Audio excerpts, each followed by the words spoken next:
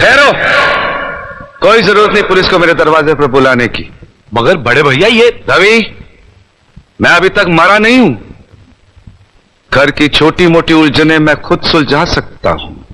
साहब जी ने डांटी है, अभी का अभी डांटी है। अरे छोटी मालकिन के गहने चोरी हो गए और ये लोग हम पर शक कर रहे हैं। ये लोग सोच रहे हैं कि वो गहने हम कहीं बेचा है।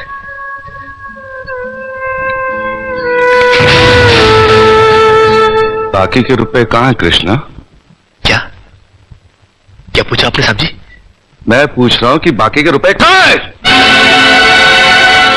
ये आप पूछ रहे हैं साहब जी अपने कृष्णा से?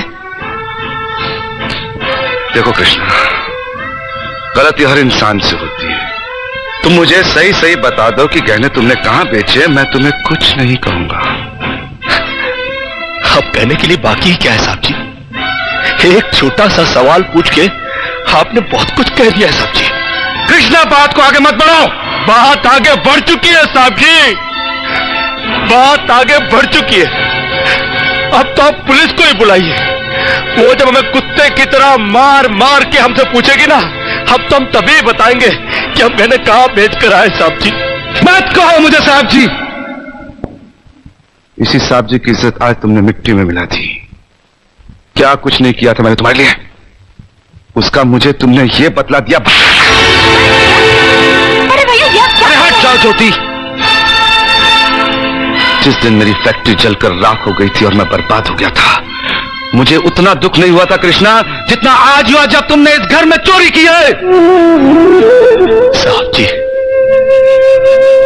बचपन में जब हमारे माँ बाप मर गए थे ना और हम अनाथ हो गए थे ना, तब भी हमें इतना दुख नहीं हुआ था जितना दुख हमें आज हुआ है जब आपने हमें चोर कहा साहब जी। आपने हमें चोर कैसे कहा साहब जी? और ज्यादा सफाई देने की जरूरत नहीं है। दूर हो जा, मेरी नजरों से दूर हो जा। निकल जा इस घर से। अरे इस घर से ही क्या, इस गांव को ही छोड़कर चले जाएंगे।